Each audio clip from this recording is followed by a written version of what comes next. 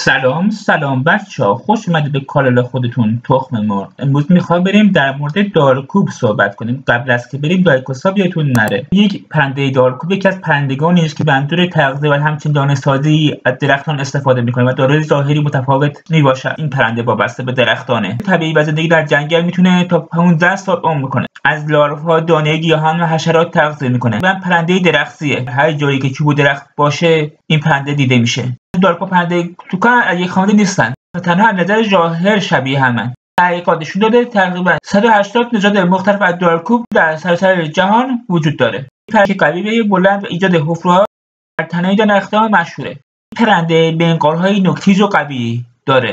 مانند توکان‌ها از پاهای قوی برخورداره. قسمت جلو دارای 2 چنگال و در قسمت عقب 2 چنگال داره. دارای زبان بلندیه که بسته به نژاد آن زبان آن تا 10 سانتی متر قابل رشده.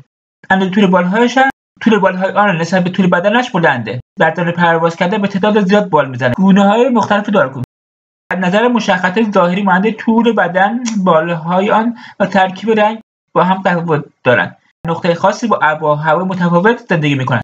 قابل مشاهده در حالت گروهی و چند تایی نیستند. شامل بال سفید، اوکیناوا، بلوچی، پیاوی، تاج طلایی، خالدار بزرگ، زیلا، سبز شکم پولکی، سبز کوبایی، پشت طلایی، سفید، سرسرخ، سیاه. دارکوب به دلیل داشتن زبان بسیار بلند قادر به دنگ زدن در سطح بالاه. زیرا در زمان ضربه زدن زبانش را اطراف جمجمه پیچیده مانند ضربه‌گیر عمل می‌کنه. در واقع قادر به دنگ زدن در هر ثانیه 20 بار میباشه. برای اینکه زبان بلند به دلیل اینکه مغز دارکوب از کیسه هوا و استخوان‌بندی خاصی برخورداره، در سال ضربات مغز آن آسیب نمی‌بینه. هر بار نوک زدن سرعت سر دارکوب 7 متر بر ثانیه میباشه. حفره‌های زیادی به وجود میاره. در فصل بهار هر سال آغاز فصل جفتگیری و دنبال آن طول مثل میباشه. با مشخص شدن جفت هر پرنده آنها اقدام به سوراخ کردن بدن درختان و لانه‌سازی میکنند. این پرنده 2 ورودی ایجاد میکنند که دارای اندازه کوچکیش هر ورود شکارچیان به لانه جلوگیری شود که جوجه این پرنده بین 3 تا 7 روز نابینا و ناشنواست و 1 ماه طول میکشه به شکل واردای خود در بیاد و تا 1 سال طول میکشه به بلوغ برسه. این پرنده از موریانه، لارو حشرات، شته‌ها و مورچه‌ها تغذیه میکنه.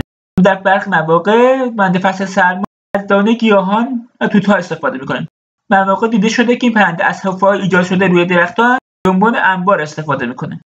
دارکوب به منظور لانه‌سازی به درخت نیاز داره. محیط پردرخت و جنگلی زندگی میکنه. حتی در پارک‌های داخل شهر هم که درختان زیادی داره دیده میشه. دلیل سازگاری زیاد دارکوب با محیط در بیشتر نقاط زمین دیده میشه. تنها ماداگاسکار و در استرالیا و قطب شمال و جنوب از این قاعده مستثنا. ندرت دارکوب را میتوان شدید بد آب و هوایی منطقه کم آب و خشک و کبیر مشاهده کرد که دارکوب در محیط خشک مانند زندگی در مناطق جنگلی در سنگ‌ها و کاکتوس حفره میکنه. یعنی تا 15 سال عمر میکنه. شما مرسی که همراهم بودید. لایک و فراموش نشه کامنت هم بذارید. تا ویدیو بعدی بدرود.